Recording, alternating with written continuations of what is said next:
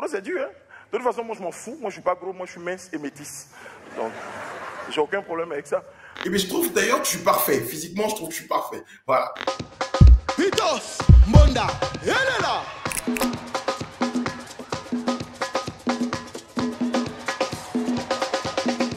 Obama, encore et toujours.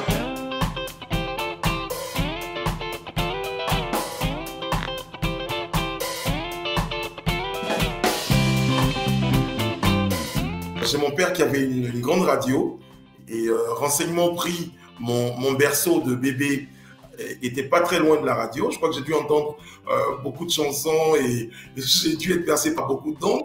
Je crois que j'aimais bien entendre cette voix. Ça a commencé par cela, je pense. Après, ça a évolué. J'ai monté ma propre radio. C'était une radio pirate. J'avais 15-16 ans dans le quartier. Et, je brouillais un peu les ondes. J'ai eu la chance de bénéficier de l'avènement en Côte d'Ivoire des radios de proximité. Et donc, ça donnait plus de chance aux jeunes. Je suis rentré dans une radio qui venait d'ouvrir pour leur dire « Je veux faire la radio ». Ils m'ont dit « Va avoir ton bac. Si tu as le baccalauréat, tu reviens me voir et tu feras de la radio ».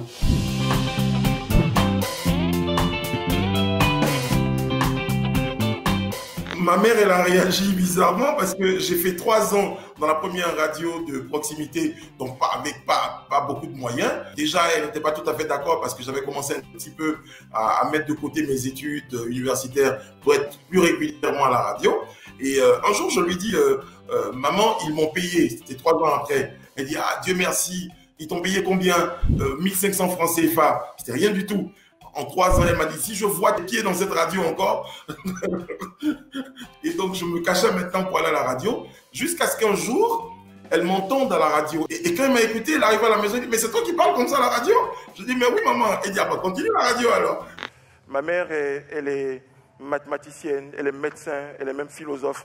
Elle est même styliste, modéliste. Quand j'étais tout petit, quand on m'offrait des pantalons, tu vois, les pantalons, ils sont bons. Dès qu'on sait, tu as envie de porter, elle dit, il faut garder quand les fêtes vont venir.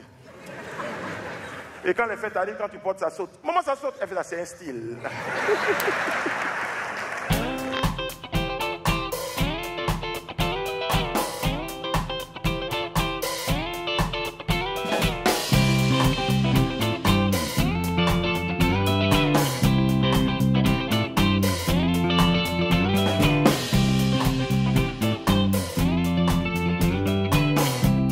J'ai eu la chance, justement, avec la radio et la télé, d'avoir une certaine ouverture de culture.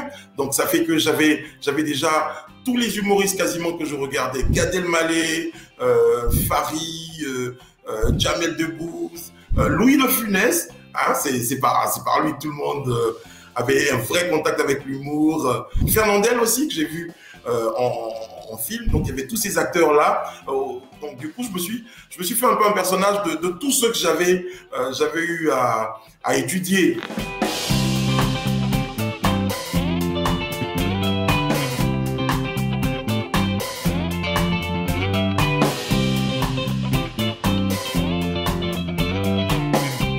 Le physique, pour moi, c'est même un atout, j'ai envie de dire finalement. J'ai décidé de rire on pouvait rire de tout, et moi en premier. Donc de l'autodérision, pour moi, c'était très important.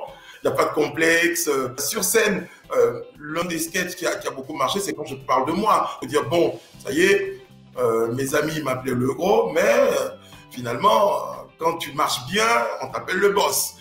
Et du coup, tout le monde m'appelle désormais le boss. Je me dis, ah, tu vois, c'est l'avantage. Non, parce qu'être gros, c'est difficile quand même. Quand tu vas chez quelqu'un, en général, quand tu ne donnes pas ton nom, quand tu reviens, on demande qui est passé chez toi. En général, on dit, ah, tiens, un ami là, on ne sait même pas c'est qui. Mais quand tu es gros, quand tu t'en chez quelqu'un, quand tu t'en dis c'est qui, c'est ton ami le gros là.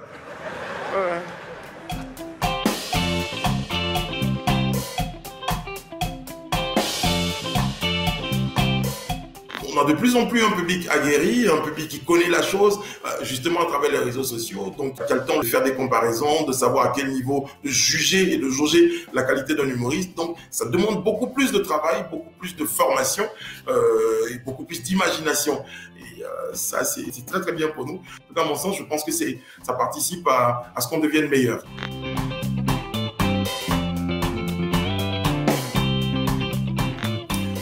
Je souhaite avoir une carrière plus internationale parce que j'ai ma famille, donc mes enfants qui vivent aux États-Unis et mon fils, là, le tout dernier, il parle pas français. Il aimait bien peut-être la gestuelle, mais il comprenait pas.